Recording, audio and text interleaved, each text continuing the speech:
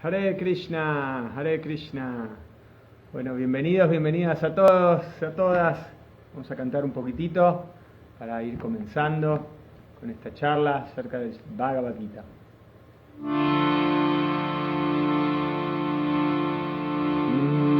Jai Radha Madhava Kunja Vihari Gopi Jana Vallabha Girivaradari Yasoda Nandana Vrajajana Ranjana Yamuna Tira Vanachari Jai Radha Madhava Kunja Vihari Gopi Jana Vallabha Girivaradari Yasoda Nandana Vrajajana Ranjana Yamuna Tira Vanachari Hare Krishna Hare Krishna Krishna Krishna Hare Hare Hare Rama Hare Rama Rama Rama Hare Hare Hare Krishna Hare Krishna Krishna Krishna Hare Hare Hare Rama Hare Rama Rama Rama Hare Hare Hare Krishna Krishna Krishna Hare Hare Hare Rama Rama Rama Hare Hare Jaya Gauranitai Gauranitai Gauranitai Shiva Gauranitai Jaya Prabhupada Prabhupada Prabhupada Srila Prabhupada Gurudev Gurudev Gurudev Jaya Jaya Gurudev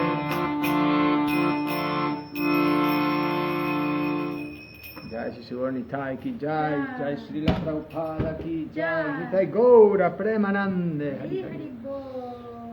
Bueno, bienvenidos, bienvenidas a todos y a todas. Vamos a comenzar con Mangala Charana, recitando estos maravillosos mantras de invocación que nos ayudan a fijar la conciencia.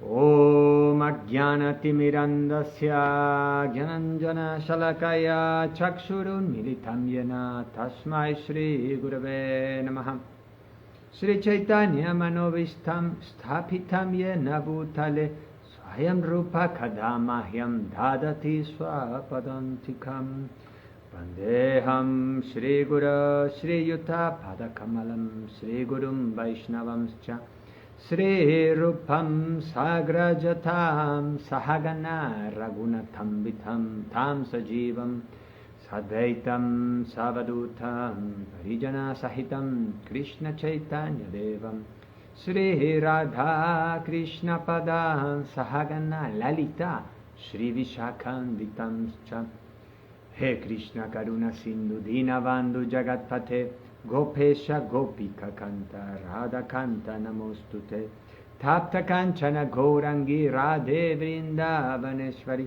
Vrishabhanu Sute Devi Pranamami Hari Priye Vancha Kalpatarubhyascha Kripa Sindhuvyeva Cha Patitanam Pavanebhyo Vaishnavebhyo Namo Namaha Jai Shri Krishna Chaitanya Prabhu Nityananda Sri Advaita Gadadhar Srivasadi Gaura Bhakta Vrinda. Hare Krishna, Krishna Krishna, Hare Hare. Hare Rama, Rama Rama, Hare Hare. Mukam Karoti Vachalam Pangum Lam Gayate Girim Yat Kripatam Aham Bande. Sri Gurum Dinatarinam Paramanandamana Bhadavam Sri Chaitanya Ishwaram. Harihi Om Tat Sat. Nama Om Vishnu Padaya Krishna Prasthaya Bhutale Srimate Bhakti Vedanta Swamini Tinamine. Namaste Sarasvati Deve Gaurvani Pracharine Nirvishesha Shunyavadi Paschatyade Satarine. Om Namo Bhagavate Vasudevaya. Om Namo Bhagavate Vasudevaya. Om Namo Bhagavate Vasudevaya. Bien. Bhagavad Gita, tal como es, traducción y significados por Srila Prabhupada Ki Jai. El texto que nos toca hoy es el 9, el capítulo 9, texto 2. Capítulo 9, el conocimiento más confidencial. Vamos a hablar acerca del conocimiento. ¿Cuál es este conocimiento confidencial? Y el texto dice así: Raja Vidya Raja Gugyam Pavitram Idam Uttamam Pratyaksha Bhagamam Dharmyam Susukam Kartum Abhyayam. Raja Vidya Raja Gugyam Pavitram Idam Uttamam Pratyaksha Bhagamam Dharmyam Susukam Kartum Abhyayam. Raja Vidya Raja Gugyam Pavitram Idam Uttamam Pratyaksha Bhagavam Dharmyam Susukam Kartum Abhyayam. Traducción palabra por palabra. Raja Vidya, el rey del conocimiento. Raja Gugyam, el rey del conocimiento. Primero el rey de la educación, ahora el rey del conocimiento. El rey del conocimiento confidencial. Pavitram, el más puro. Idam, este. Uttamam, trascendental. Pratyaksha, mediante la experiencia directa. Avagamam, entendido. Dharmyam, el principio de la religión. Susukam, muy feliz. Kartum, de ejecutar. Abhyayam, eterno. Traducción, dice así. Este conocimiento es el rey de la educación y el más secreto de todos los secretos. Es el conocimiento más puro de todos y como brinda una percepción directa del ser mediante la iluminación, es la perfección de la religión. Además, es eterno y se practica con alegría. Jai. Vamos a leer el significado por Srila Prabhupada Ki Jai. Es un significado bastante extenso, vamos a ir leyendo algunas partes y comentando. Los que estén conectados o conectadas, pongan ahí quienes están ahí, saluden si pueden, así sabemos con quiénes estamos enfrente. Bien, este capítulo del Bhagavad Gita se denomina el rey de la educación, porque es la esencia de todas las doctrinas y filosofías que se explicaron antes.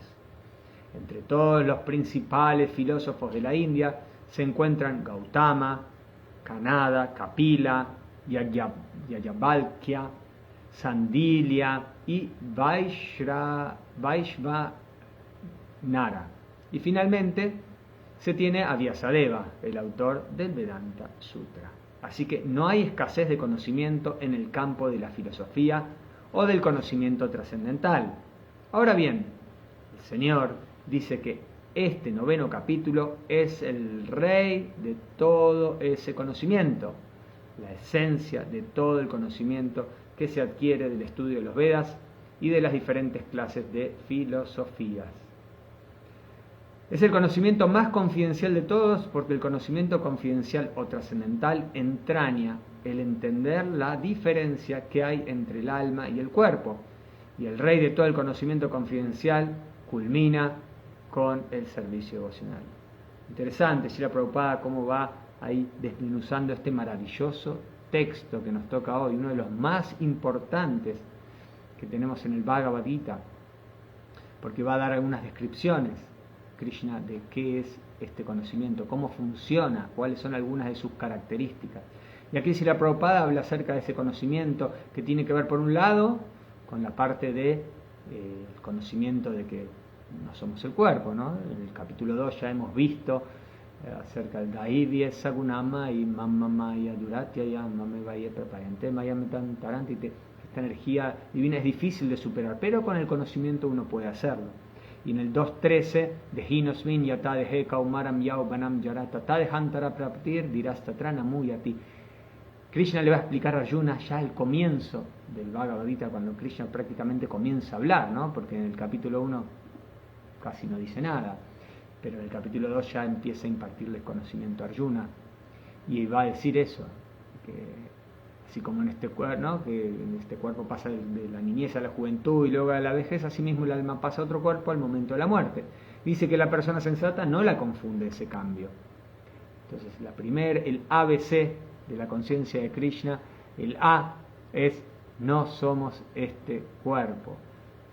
Puede ser que ya lo hayamos escuchado 100, 1000, 10.000 veces y lo vamos a seguir escuchando seguramente, porque a pesar de que es algo bien simple, que cualquiera lo puede entender a nivel racional, cuando lo tenemos que internalizar, ¿no? Y llevarlo a un entendimiento, ¿no? De jnana, de conocimiento, a vigyana, lo traducimos como realización, pero sería como comprensión, ¿no? Eso lleva un tiempo, incluso puede llevar una vida o muchas vidas entender eso. Y tenemos muchos ejemplos de cómo los Vaishnavas, los devotos, los espiritualistas avanzados, llegan a ese momento último del cuerpo y lo abandonan, y de qué manera lo hacen. De una manera maravillosa. Entienden que cada día que pasa es un día que están más cerca de Krishna, ¿no? En la morada eterna, de donde somos parte. Así que eso es muy, muy interesante. Entonces, Srila Prabhupada acá habla de ese conocimiento en relación al cuerpo y el alma, y luego dice que el rey de todo conocimiento confidencial culmina con el servicio devocional. Y esa es la única manera que uno tiene de poder comprender completamente, ¿no? Comprender a Krishna. Bhakti Mama Vijanati Yavanyashchasmi Tadvata Tatoman Tadvato Yotam Visateta Anantaram. A mí se me puede entender tal como soy, como la suprema personalidad de Dios, únicamente por medio del servicio devocional. Y cuando alguien tiene plena conciencia de mí mediante esa devoción, puede entrar en el reino de Dios. Ahí Krishna, ya llegando al final del Bhagavad Gita, en el capítulo 18, va a decir cómo poder alcanzarlo, de qué manera, y dice que eso lo tiene, por decirlo de alguna manera, en exclusivo. Este es el servicio devocional, que es el yoga más elevado. Y cuando hablamos en relación de conocimiento, que todo este capítulo, ¿no? Se titula así, y vamos a hacer algunas distinciones de qué es conocimiento, qué no es conocimiento, y cuáles son las características que alguien tiene que tener, y cuando tiene verdadero conocimiento, cómo ve las cosas, ¿no? Decimos que uno debe ver las situaciones y las cosas con los ojos de las Escrituras. ¿Qué quiere decir esto? Se refiere no solamente a ver con los ojos y ver, sino a entender, ¿no? Es mirar, observar, comprender la realidad que nos toca vivir a través de los anteojos trascendentales que nos brindan los Vedas, las escrituras védicas, y los maestros, los acharyas. Nosotros tenemos estos anteojos que tienen diferentes cristales, y esos están, ¿no? Las shastras, las escrituras, el guru, el maestro, y los sadhus, las personas santas. Y a través de esos ojos nosotros debemos ver y constatar que todo coincida con estas conclusiones de estas tres, como decimos, patitas de una mesa, ¿no? Para que una mesa sea firme, por lo menos, o al menos debe tener tres patas. Con dos patas está medio endeble, es medio difícil. Pero cuando ya hay tres apoyos, ahí ya es mucho más fácil. ¿Y cómo ve un sabio, ¿no? En el texto, en el capítulo 5, tenemos una imagen maravillosa que nos habla acerca de cómo un trascendentalista que tiene conocimiento apropiado, cómo ve la realidad que lo rodea. Vidya Vinaya Sampane Brahmane Gavi Ashtini, dice, ¿no? Shuni Chaiva Shopake Cha Pandita Samadharshinaha, ¿no? Palabras que nos suenan, ¿no? Vidya Vinaya. Vidya significa conocimiento, ya vidya es ignorancia. Vidya Vinaya Sampane. Brahmane, brahmana, y el texto dice, los sabios eruditos, dice, los sabios eruditos, gente muy erudita, en virtud del conocimiento verdadero, ahí está, utiliza esa palabra, el conocimiento verdadero, ven con la misma disposición a un manso y erudito brahmana, características de un brahmana manso y erudito, a una vaca, a un perro, ¿no? A una vaca, a un elefante, a un perro y a un comeperro, ¿no? Ahí tenemos la imagen, se las voy a compartir, ahí tengo una banderita puesta para que la puedan ver, ¿no? Ve a todos ellos por igual, no hace distinción en un sentido. Por supuesto que esa distinción no la hace en términos de que entiende que son todas almas espirituales, de que el Señor está en la forma de Paramatma, en el corazón de todos, pero como es un sabio, sabe distinguir, ¿no? Uno puede ver a un tigre, ¿no? A un elefante, y no por eso lo va a llevar a la casa de uno, adentro de la casa, va a meter un elefante, va a ser difícil que entre por la puerta, pero tiene esa capacidad de entender y de discriminar positivamente. Y luego en el Bhagavad Gita encontramos en el capítulo 13 una descripción que Krishna va a hacer muy, muy detallada de qué es conocimiento. Y luego va a terminar ese texto, un texto muy conocido, que va el capítulo 13 del 8 al 12, y dice que cualquier otra cosa que se haya parte de esto es ignorancia. Y vamos a leer cuáles son algunas de estas cosas. Muy interesante. Fíjense estas cualidades y qué importantes son de poder desarrollarlas. Deberíamos tomar nota de esto y trabajar, porque al principio en la práctica espiritual nos deshacemos de las cosas indeseables, de las cosas, de las anartas, pero de las cosas burdas, ¿no? Uno deja, bueno, ya de generar violencia cuando se alimenta, uno ya es limpio, uno ya no toma cosas que alteren su conciencia, se mantiene, bueno, de esa manera. Pero luego hay otras cosas sobre las que hay que trabajar, que son más sutiles. Entonces acá Krishna va a describir qué es el verdadero conocimiento. Vamos a leerlo. Dice así: la humildad. Qué importante ser humildes, ¿no? La humildad es la llave para adquirir conocimiento. ¿Y cómo se mantiene un humilde? Algunas técnicas para eso. Voy a tirar algunos tips. Por ejemplo, aprender siempre algo nuevo, estar en constante en el modo de aprender, ¿no? Entonces de esa manera uno entiende que hay cosas que no sabe y automáticamente se vuelve más humilde. Por otro lado, estar rodeado de personas también que sean más inteligentes que uno.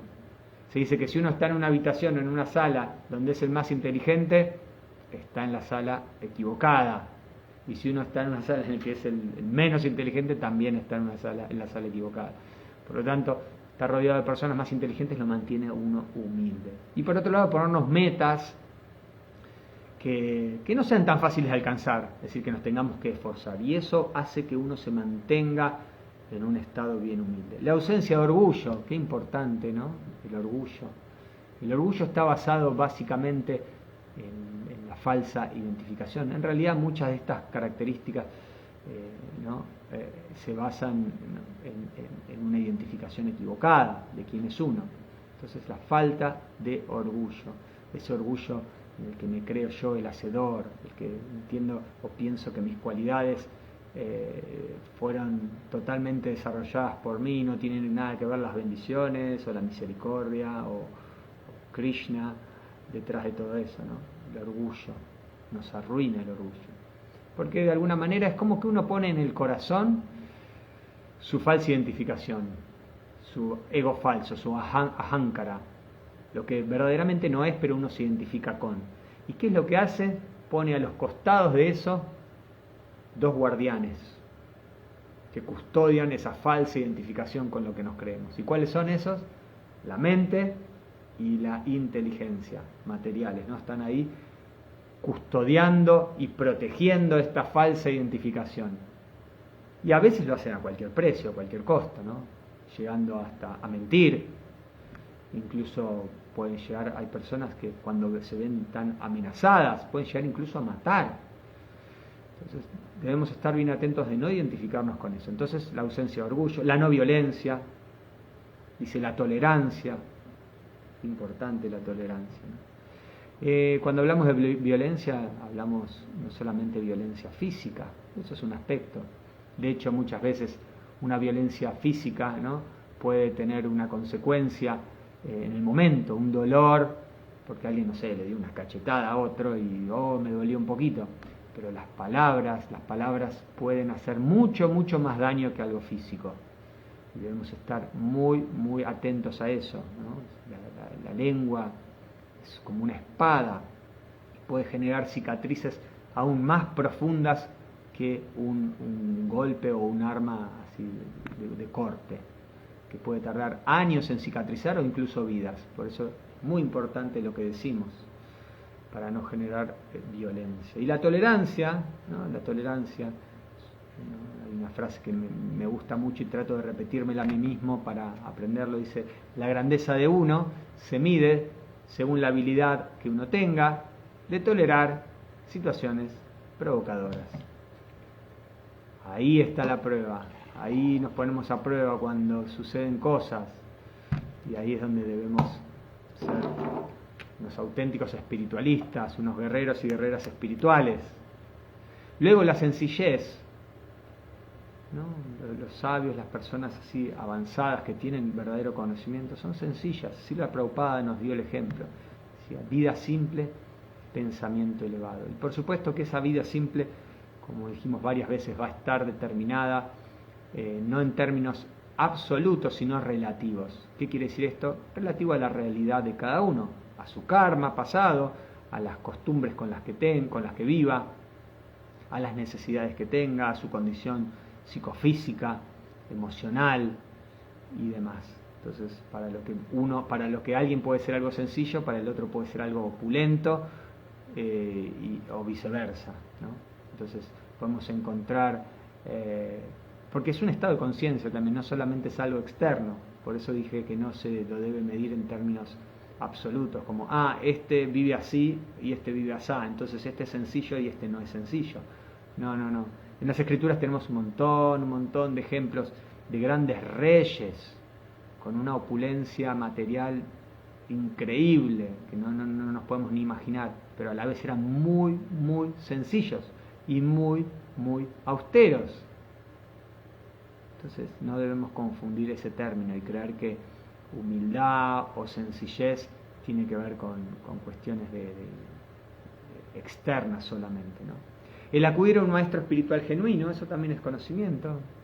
Ya en el capítulo 4 nos dijo Krishna, ¿no? Tadvidi pranipatena pariprashnena shevaya upadekshanti tejanam janinas tadvadharshinaha. Dice, tan solo, le dice Krishna a Arjuna, tan solo trata de aprender la verdad acudiendo a un maestro espiritual. Hazle preguntas de un modo sumiso y préstale servicio. Las almas autorrealizadas pueden impartirte conocimiento porque han visto la verdad.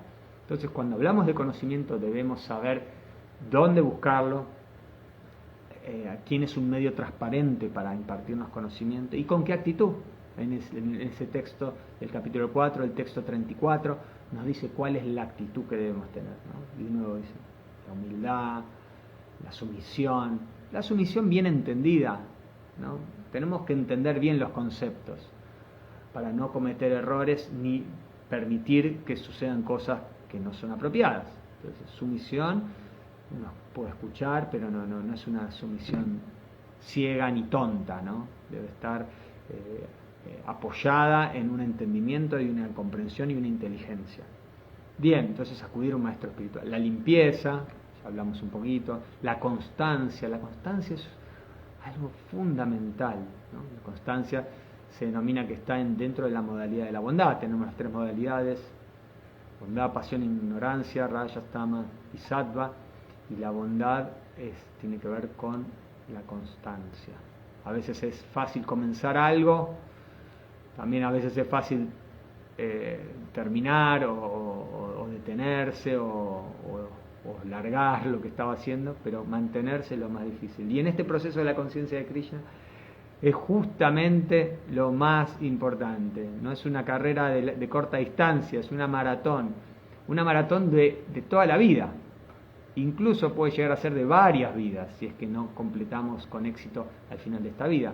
Pero no tenemos mucho que preocuparnos en un sentido, porque Krishna nos garantiza, dicen, en este proceso, en este sendero, no hay pérdida ni disminución. Quiere decir que todo lo que avanzamos espiritualmente, lo acumulamos para la próxima vida, si es que no alcanzamos la meta suprema.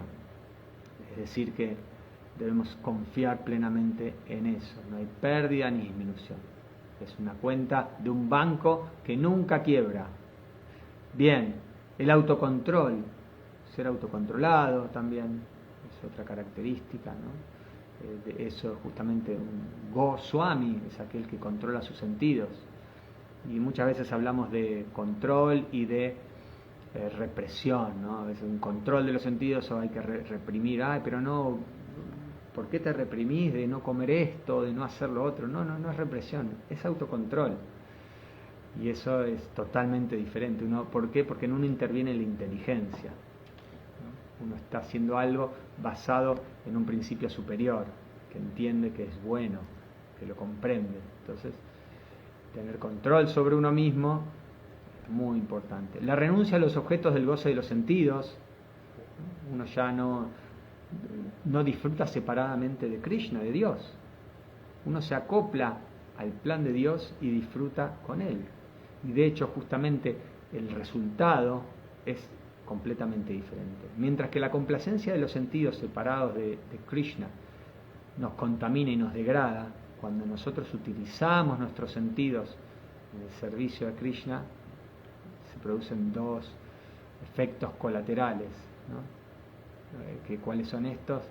Uno se deja de identificar materialmente con el cuerpo y demás, y sus sentidos se purifican. Luego dice la ausencia de ego falso. Hablamos anteriormente del ego falso, es lo que la identificación errónea con lo que no somos. Nuestro ego verdadero es que somos almas espirituales eternas sirvientas de Krishna. Y las otras son designaciones que nos creemos que somos, o que somos en un sentido, pero ¿por qué decimos que son falsas? Decimos que son falsas porque son temporales, no tienen que ver con la realidad del alma, que es eterna. Y eso de ser eternos sirvientes de Krishna es algo que es, como dice la definición, es eterna. Esa es la definición, mientras que lo otro es temporal, circunstancial. Y por supuesto que debemos trabajar sobre esos dos, ¿no? Tenemos los dos dharmas, hablamos en varias oportunidades. Nuestro swadharma, que es nuestro dharma temporal, que debemos cumplirlo.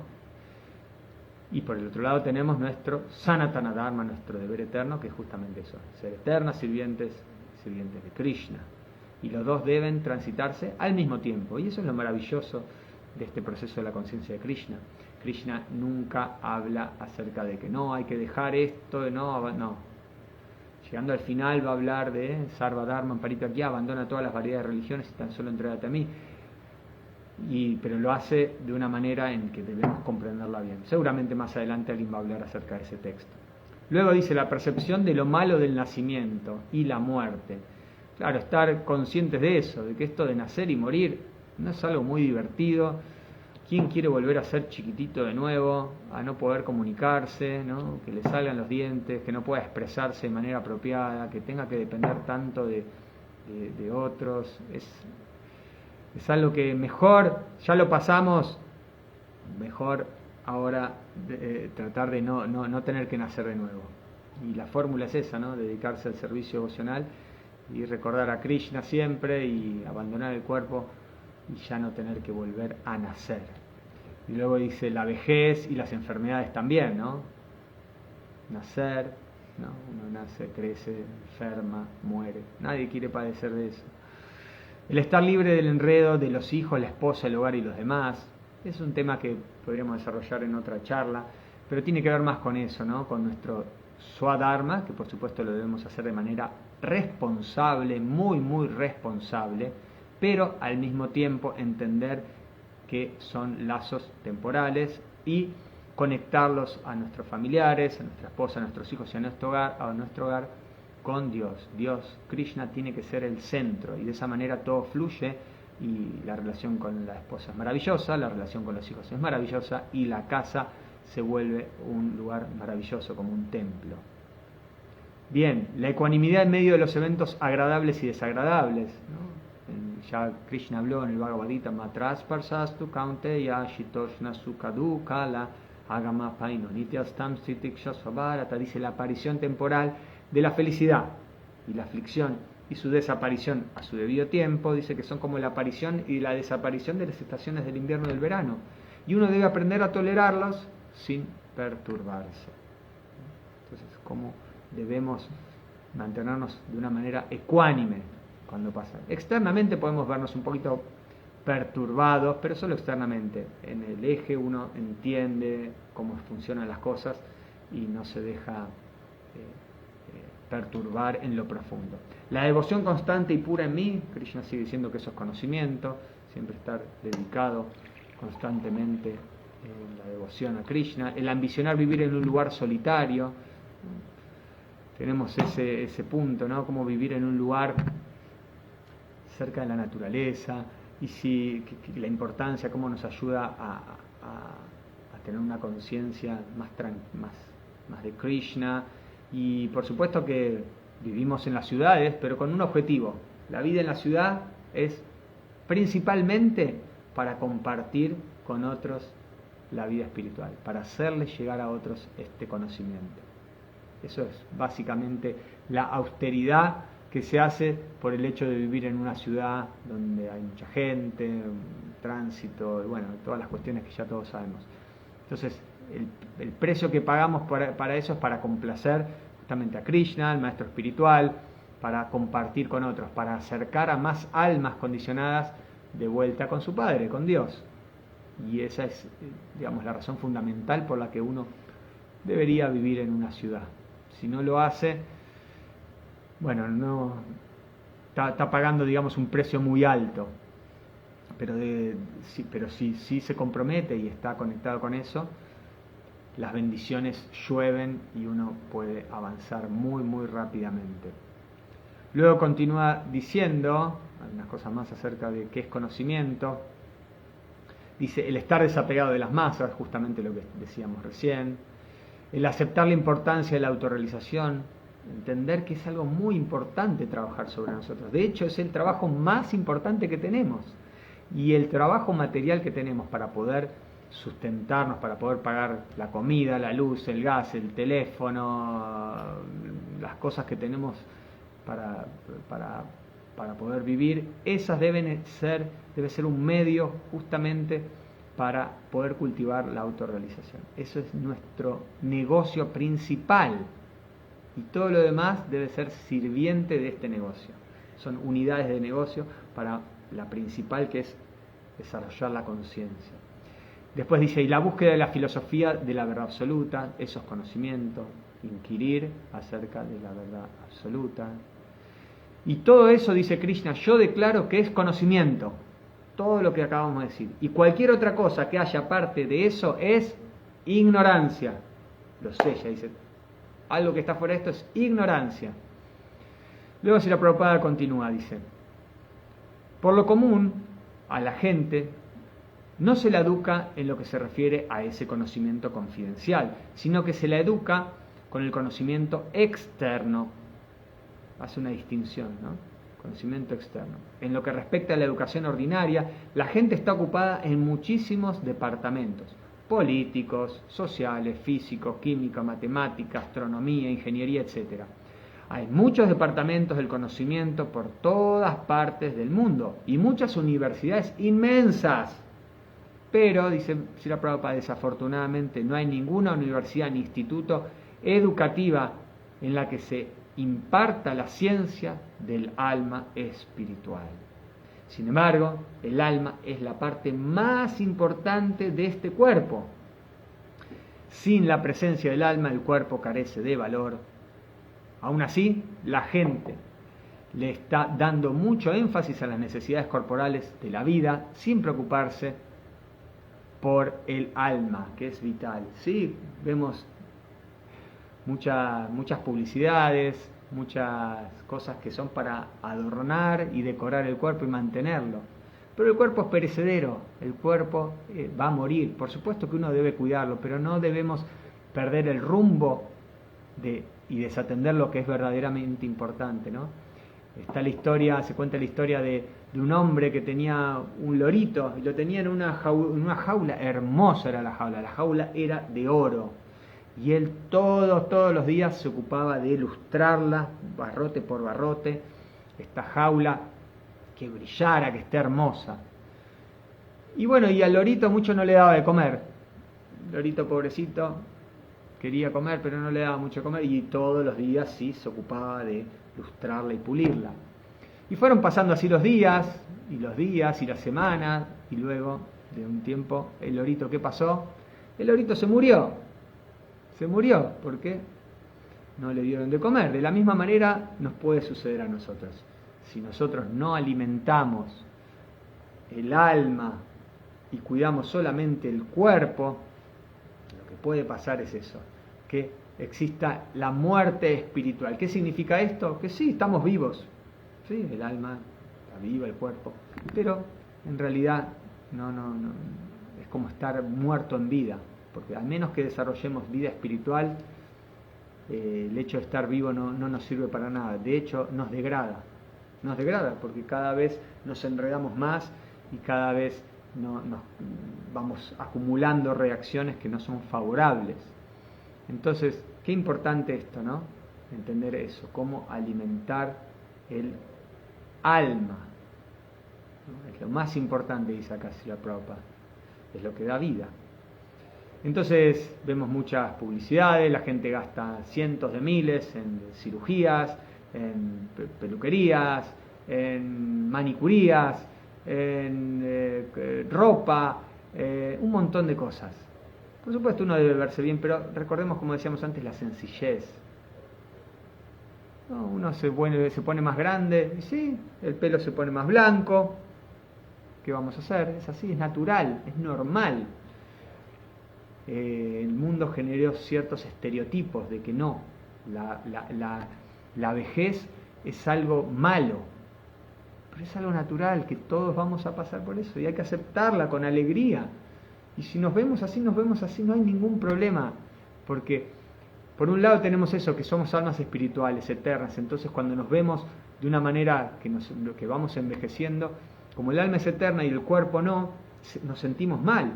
Pero cuando entendemos que somos eternos, que el alma es eterna y lo entendemos bien, ya no nos preocupamos tanto por el cuerpo, lo cuidamos porque es un templo, es donde residimos como almas espirituales, pero no nos volvemos locos por eso.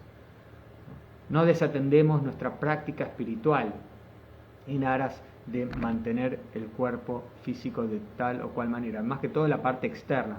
Sí digo la parte de salud, uno debe mantenerse saludable, debe tener buenos hábitos de alimentación, de descanso, ejercicio, por supuesto que sí. Ahora, la parte tanto como el mundo nos vende de la parte estética y demás, debemos estar atentos, no perdernos la vida con eso, porque lo más probable es que la muerte aparezca en cualquier momento y eso no nos llevamos nada de todo eso, pero sí de nuestro avance espiritual. Eso, como dijo Krishna, no hay pérdida ni disminución de nuestro avance espiritual. El resto, los títulos, las glorias, el dinero, la fama, todo eso se pierde cuando se pierde la vida, o sea, cuando el cuerpo muere. Y existen distintos grados de conocimiento. Estamos entrando en el campo del conocimiento, como se titula este capítulo. Y tenemos el conocimiento, por un lado, el informacional, que tiene que ver con la entrega de datos, ¿no? El intercambio de datos necesarios para ayudar a procesar la situación. Es un estado de información. Luego tenemos el inspiracional, que tiene que ver con profundizar en el alma y que nos ayuda a ver una imagen más amplia, a tener cierta perspectiva y nos inspira un cambio dentro de nosotros, inspiracional. Y luego está también otra, la que es la motivacional, que da motivación externa para emprender alguna actividad o aceptar algún cambio en nuestra vida, algo que nos motive, como hablábamos recién. Bueno, ¿para qué hago esto? Lo hago porque tengo una meta, mi motivación es superior. Siempre que hacemos algo debemos analizar, hacer una introspección. ¿Qué es lo que me está motivando a hacer tal o cual cosa? Porque en la motivación va a ser tan importante que va a cambiar totalmente el resultado. Externamente la actividad puede ser la misma, pero de acuerdo al nivel de conciencia con el que se haga, o, como decíamos recién, a la motivación que uno lo haga, el resultado va a ser completamente diferente. Algo va a poder ser o material, o algo va a poder ser espiritual. Dos personas pueden estar comiendo, pero una lo está haciendo con una conciencia, o cocinando, y uno lo está haciendo con una conciencia y el otro con otra. Uno lo hace para poder disfrutar el mismo, y otro lo hace para poder ofrecerlo a Dios, para hacer una preparación y hacerla como una ofrenda y luego comerla. Entonces la conciencia va a ser diferente. Y luego la información, otro grado de conocimiento es el transformacional, que es el que crea una huella y cambia el carácter, ¿no? Así como vemos a las mariposas van cambiando, ¿no? Se genera esa metamorfosis a partir de esa oruga, que luego genera un capullo y se mete adentro de ese capullo, ¿no? Y construye eso alrededor, la oruga, y luego por un proceso así biológico, su cuerpo se desintegra completamente, se vuelve líquido. Y ese fuego, ese calor que genera ese capullo, es el conocimiento que en nuestras vidas justamente tiene que hacer lo mismo. Debe desintegrar las falsas concepciones, las ideas con las que venimos arrastrando, esos paradigmas que nos inculcaron la sociedad, la familia, el entorno, y empezar a pensar de una manera diferente, de una manera más profunda, basadas en conocimiento absoluto, en conocimiento que no cambia con el tiempo, que no es una moda. Y de esa manera se va transformando nuestro cuerpo y la mariposa luego genera sus antenitas, sus alitas y puede volar. Si nosotros queremos volar necesitamos hacer esa transformación, si no nos quedamos acá así anclados. Y el conocimiento, cuando leemos en el Bhagavad Gita y en todas las escrituras, Krishna hace un montón de analogías que nos pueden ser útiles para el texto que nos tocó hoy. Compara el conocimiento con una espada, la espada del conocimiento. Dice, porque esto que hace, lo que hace es cortar la contaminación de nuestra mente y nos libera de las garras de la ilusión, ¿no? El alma condicionada está sujeta a 3 cosas, a 4 cosas, ¿no? Entonces nosotros tenemos, por un lado, estamos sujetos a la ilusión. Primero, nuestros sentidos son imperfectos. ¿Qué quiere decir esto? Que podemos percibir, pero de una manera imperfecta. De hecho, estamos acá y no podemos escuchar lo que pasa en una habitación de allá, o no podemos ver a través de una pared, o vemos, por ejemplo, miramos al cielo y vemos la luna, que es así chiquitita, y sabemos que es gigante, o el sol. Entonces nuestros sentidos no es una buena manera muy confiable, ¿no? Son falibles. Entonces tenemos los sentidos imperfectos. Luego, a raíz de eso también estamos sujetos a la ilusión. ¿Qué quiere decir esto? Estamos sujetos a que esta energía, ¿no? Nos confunda, no podamos entender la verdadera realidad de las cosas. Luego tenemos esa tendencia a cometer errores. ¿Quién no comete errores? Todos cometemos errores. Justamente, nuestros sentidos son imperfectos y demás, y cometemos errores. Y por último tenemos esa tendencia a engañar. Entonces, de estas 4 cosas, dijimos, sentidos imperfectos, estamos sujetos a la ilusión, a cometer errores, y por último, la tendencia a engañar. De estas 4, las 3 primeras, mucho no tenemos para hacer, ¿no? Nuestros sentidos son imperfectos y no los podemos cambiar, estamos sujetos a la ilusión y tampoco podemos cambiar mucho eso, y luego cometer errores, nos podemos esforzar, pero es una tendencia, siempre nos podemos equivocar, pero sí, la que tenemos que estar siempre bien, ultra atentos, es la tendencia a engañar. En esa sí estamos más al alcance. Y como dijimos antes, ¿cuándo surge esta tendencia a engañar? Cuando estamos tratando de proteger nuestro ego falso, esta falsa identificación. Hablamos de los 2 custodias, de esta falsa identificación que está puesta como en un altar, ¿no? Ahí está, ese soy yo soy esto. Y está mi mente por un lado y mi inteligencia por el otro, custodiando que nadie toque eso. Si alguien se acerca, cuidado, atención, puedo reaccionar de cualquier manera, puedo ir a las piñas, incluso mentir, hacer de todo. Entonces es importante, este conocimiento corta con una espada esta ilusión. Luego hay otras analogías que vemos que el conocimiento es como un bote que nos transporta y nos protege de las actividades y de los deseos, nos ayuda a cruzar. Y también en otras partes dice que es como una antorcha, con la antorcha del conocimiento, dice, porque ilumina la oscuridad que proviene de la ignorancia, ¿no? Donde hay oscuridad, no hay ignorancia. Hay un mantra muy lindo que habla de eso, ¿no? En el capítulo 5 dice, cuando uno tiene conocimiento, comienza a ver las cosas de una manera más clara, ¿no? Es como una luz, uno está en un cuarto oscuro, no ve nada, pero cuando prende una luz empieza a ver todo. De la misma manera sucede con el conocimiento. Dice, así como, claro, en el capítulo 5 podemos encontrar ese texto, después lo pueden buscar. Dice, cuando uno se ilumina con el conocimiento mediante el cual se destruye la ignorancia o la negligencia, dice, su conocimiento lo revela todo, tal como el sol ilumina todo cuando es de día. Yanena tutatagyanam yasamnasitam atmanam tesamaditya bhagyanam prakashayatitat param, capítulo 5. Conocimiento ilumina todo.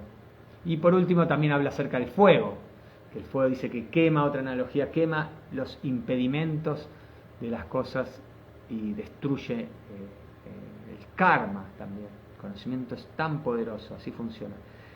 Y el conocimiento está justamente destinado a producir un buen carácter. ¿De qué sirve información o conocimiento? Información sin transformación. Debe producir o surtir un cambio, si no, no sirve de nada. Es más, puede ser contraproducente acumular conocimiento, porque uno se puede empezar a creer así, yo, pero no queda en un plano del jnana y no produces transformaciones. Entonces, y en última instancia, uno debe desarrollar devoción por Dios. El llamado conocimiento de este mundo es incompleto, porque la información en este mundo cambia continuamente. Lo que es cierto hoy ya no lo será mañana, ¿no? Entonces es importante basarse en conocimiento perfecto, conocimiento infalible. Luego Srila Prabhupada continúa, dice, en su significado que es bien extenso, varias páginas. Es uno de los más extensos de todo el Bhagavad Gita. El Bhagavad Gita, especialmente desde el segundo capítulo en adelante, recalca la importancia del alma. En el mismo comienzo el Señor dice que este cuerpo es perecedero y que el alma no lo es. Antavata me deja nityashyokta shariri naha. Esa es una parte confidencial del conocimiento. El simple hecho de saber que el alma espiritual es diferente de ese cuerpo y que su naturaleza es inmutable, indestructible y eterna. No obstante, eso no da ninguna información positiva acerca del alma. A veces la gente tiene la impresión de que el alma es diferente del cuerpo y que cuando el cuerpo se termina o cuando uno se libera del cuerpo, el alma permanece en un vacío y se vuelve impersonal. Pero, en realidad, eso no es cierto. ¿Cómo es posible que el alma, que es tan activa dentro de este cuerpo, se vuelva inactiva después de liberarse de él? El alma siempre es activa, dice Srila Prabhupada. Si es eterna, entonces es eternamente activa. Y sus actividades en el reino espiritual son la parte más confidencial del conocimiento espiritual. Aquí se indica, por lo tanto, que esas actividades del alma espiritual son el rey de todo el conocimiento, la parte más confidencial de todo el conocimiento. Este conocimiento es la forma más pura de todas las actividades, tal como se explica en la literatura védica, en el Padma Purana. Se han analizado las actividades pecaminosas del hombre y se ha señalado que son los resultados del pecado, de un pecado tras otro. Aquellos que están dedicados a las actividades fruitivas están enredados en diferentes etapas y formas de reacciones pecaminosas. Por ejemplo, cuando se planta la semilla de un determinado árbol, este no aparece de inmediato, sino que toma algún tiempo en hacerlo. Primero es un pequeño retoño, luego adopta la forma de un árbol, luego florece y da su fruto, y cuando se completa su desarrollo, las personas que plantaron la semilla del árbol disfrutan de las flores y de las frutas. De manera similar, un hombre ejecuta un acto pecaminoso y como una semilla, ésta se toma su tiempo en fructificar. Hay diferentes etapas en ello. Puede que la acción pecaminosa ya haya cesado en el individuo, pero que los resultados del fruto de esa acción pecaminosa aún está por disfrutarse. Hay pecados que aún están en forma de semilla y hay otros que ya han fructificado y que nos están dando su fruto, el cual estamos disfrutando en la forma de dolor y congoja, ¿no? Está el prarabdha karma y el aprarabdha karma, ¿no? Están las cosas, las semillas, ¿no? Acá la analogía es que cada cosa que uno hace, uno planta una semilla y a su debido tiempo esa semilla fructifica, ¿no? Y en una forma de reacción, y a veces esas están en un estado latente que todavía no florecieron, no aparecieron, y otras las estamos viviendo. Y cada cosa que hacemos, eso no se puede detener en un sentido. Todo lo que hacemos digamos, estamos sembrando esta semilla, pum, una tras otra. Bien, como se explicó en el 28º verso del 7º capítulo, las personas que han terminado por completo con las reacciones de todas las actividades pecaminosas y que están plenamente dedicadas a las actividades piadosas, están libres de la dualidad de este mundo material. Se ocupa en el servicio devocional que se le presta a la suprema personalidad de Dios, Krishna. En otras palabras, aquellos que verdaderamente están dedicados al servicio devocional del Señor Supremo, ya están libres de todas las reacciones. Esa declaración se confirma en el Padma Purana.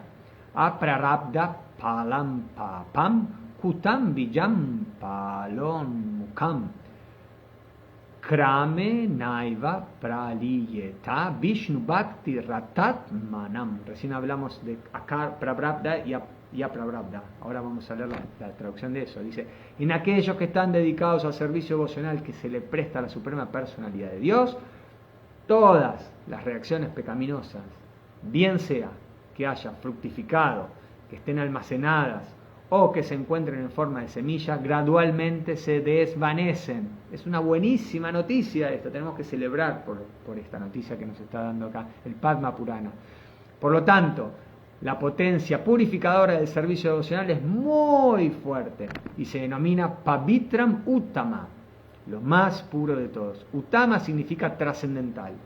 Tamas significa este mundo material o la oscuridad. Y Uttama significa aquello que es trascendental a las actividades materiales. Nunca se debe considerar que las actividades devocionales son materiales, aunque a veces dé la impresión de que los devotos se ocupan tal como los hombres ordinarios. Aquel que puede ver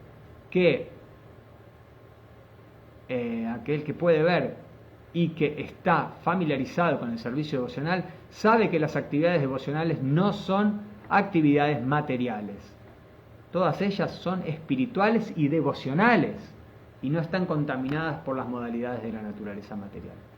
Se dice que la ejecución del servicio devocional es tan perfecta que uno puede percibir sus resultados directamente, ¿no? Pratyaksha, a través de los sentidos. Ese resultado directo se percibe de hecho y tenemos experiencias prácticas de cualquier persona que canta los santos nombres Hare Krishna, Krishna Krishna, Hare Hare, Hare Rama, Rama Rama, Hare Hare. Cuando canta sin ofensas, siente un placer trascendental y muy rápidamente se purifica de toda la contaminación material. Esto se ve en la realidad. Además, si uno no solo se dedica a oír, sino también a tratar de divulgar el mensaje de las actividades devocionales, o si se dedica a ayudar a las actividades misioneras del proceso devocional de Krishna, gradualmente va sintiendo un proceso espiritual. Ese adelanto en la vida espiritual no depende de ninguna clase de educación o aptitud previa. El método en sí es tan puro que por el simple hecho de dedicarse a él uno se vuelve puro. Fíjense qué poderoso, ¿no? En el Vedanta Sutra 3.2.26 también se describe eso de las siguientes palabras: Prakakshacha karmani avyasat. El servicio devocional es tan potente que con tan solo dedicarse a las actividades del servicio devocional uno se ilumina sin duda alguna. Un ejemplo práctico de esto se tiene en la vida anterior de Narada Muni, ¿no? Quien es que en su vida resultó ser el hijo de una sirvienta. Él no nació de una familia de clase alta, ni recibió ninguna educación. Pero, cuando su madre se ocupaba en servir a los grandes devotos, Narada también se ocupaba. Y en ocasiones, en ausencia de su madre, él mismo servía a los grandes devotos. Narada dice personalmente: Uchista lepan anumodi to dvi jai sakrit sma bunjetat apasta kilvishaha evam prabrita sya visuda chetasas tat dharma evatma ruchi prayate. En este verso de Srimad Bhagavatam 1.5.25, Narada le describe su vida anterior a su discípulo Vyasadeva. Él cuenta que, mientras hizo de niño sirviente de esos devotos purificados durante las 4 meses de su estadía, él se estuvo asociando íntimamente con ellos. A veces, esos sabios dejaban en sus platos remanentes de su comida, y el muchacho, que era quien les lavaba los platos, quería probar esos remanentes. Así que él les pedía permiso a los grandes devotos, y cuando ellos se lo daban, Narada se comía los remanentes, en virtud de lo cual se liberó de todas las reacciones pecaminosas. A medida que él iba comiendo, el corazón se le iba volviendo tan puro como el de los sabios. Mediante el proceso de oír y cantar, los grandes devotos disfrutaban del sabor de prestarle al Señor un servicio devocional continuo, y en Narada se fue desarrollando gradualmente el mismo gusto. Narada dice, además, por el hecho de relacionarse con los sabios, Narada adquirió un gusto por el proceso de oír y cantar las glorias del Señor, y en él se desarrolló un gran deseo de realizar servicio devocional. Vamos, de modo que, como se describe en el Vedanta Sutra, Prakakshash cha karmani avyasat, si uno simplemente se dedica a los actos del servicio devocional, todo se le revela automáticamente, y por entender, y él podrá entender, dice. Eso se denomina pratyaksha, lo que se percibe directamente. La palabra dharmyam significa el sendero de la religión. Narada era, de hecho, el hijo de una sirvienta. Él no tuvo la oportunidad de ir al colegio. Él simplemente asistía a su madre y, afortunadamente, ella le prestaba algún servicio a los devotos. El niño Narada también tuvo la oportunidad y simplemente por medio de la compañía alcanzó la máxima meta de la religión. La máxima meta de toda religión la constituye el servicio devocional, tal como se describe en el Srimad Bhagavatam. Savai pumsam paro dharmo yato bhaktira doksaye. Por lo general, la gente religiosa no sabe que la máxima perfección de la religión constituye la consecución del servicio devocional. Como ya lo hemos discutido en relación con el último verso del capítulo 8, Vedeshu Yagyesu Tapashu Chaiva. Para la autorrealización se requiere generalmente del conocimiento védico. Pero aquí vemos que aunque Narada nunca fue a la escuela del maestro espiritual y no fue educado en lo que respecta a los principios védicos, no obstante obtuvo los máximos resultados que se le puede obtener del estudio védico. Este proceso es tan potente que incluso sin ejecutar el proceso religioso de un modo regular, uno puede ser ascendido hasta la máxima perfección. ¿Cómo es posible? Eso también se confirma en la literatura védica. Acharyavan Purusho Veda. Aquel que se relaciona con grandes acharyas, incluso si no es educado o si nunca ha estudiado los Vedas, puede llegar a familiarizarse con todo el conocimiento necesario para lograr la iluminación, ¿no? Sadhu Sangha, Sarva Shastrekoi, Lava Matra, Sadhu Sangha, Sarva Shastrekoi. Dice, el veredicto de todas las escrituras reveladas es que con tan solo un momento de contacto con un devoto puro, uno puede alcanzar el éxito completo. Luego Srila Prabhupada continúa, ya estamos ahí terminando, dice, el proceso del servicio devocional es un proceso muy dichoso. Susukam, ¿por qué? El servicio devocional consiste en Shravanam, Kirtan, Vishnu, Smaranam, por el cual uno simplemente tiene que oír el canto de las glorias del Señor o asistir a conferencias filosóficas acerca del conocimiento trascendental dictadas por acharyas autorizados.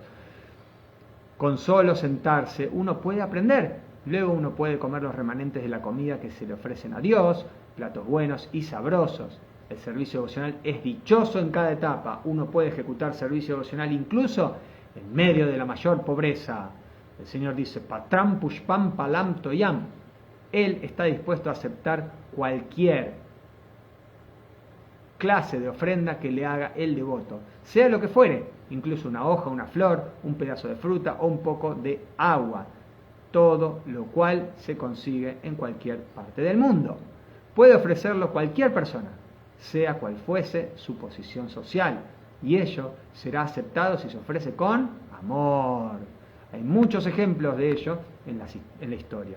Por el simple hecho de saborear las hojas de tula y ofrecidas a los pies del loto del Señor, grandes sabios tales como Sanat Kumara se volvieron grandes devotos. Por consiguiente, el proceso devocional es muy hermoso y se puede llevar a cabo con alegría.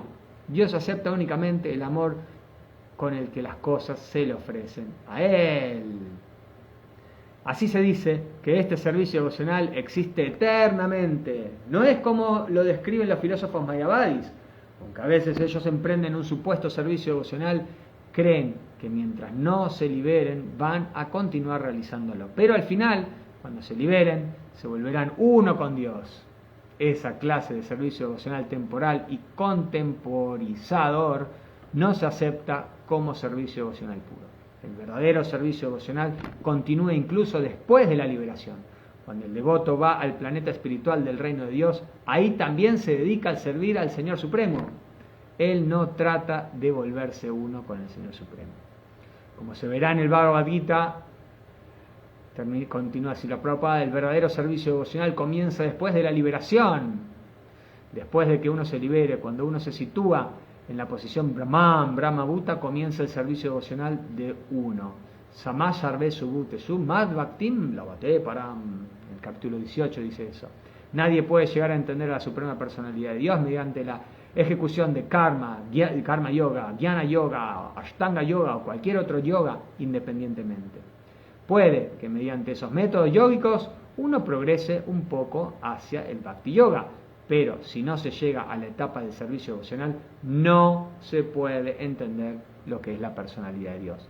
En el Srimad Bhagavatam también se confirma que cuando uno se ha purificado mediante la ejecución del proceso del servicio devocional, especialmente mediante el proceso de oír el Srimad Bhagavatam o el Bhagavad Gita de labios de almas iluminadas, puede entonces entender la ciencia de Krishna o la conciencia de Dios. Evam prasanam manaso bhagavat bhakti yogataha. Cuando el corazón de uno se limpia de todas las tonterías, puede uno entonces entender lo que es Dios. Así pues, el proceso del servicio devocional, el proceso de conciencia de Krishna, es el rey de toda educación y el rey de todo el conocimiento confidencial. Ese proceso es la forma más pura de la religión y se puede ejecutar con alegría, sin ninguna dificultad. Por lo tanto, uno debe adoptarlo. Srila Prabhupada aquí, Jai.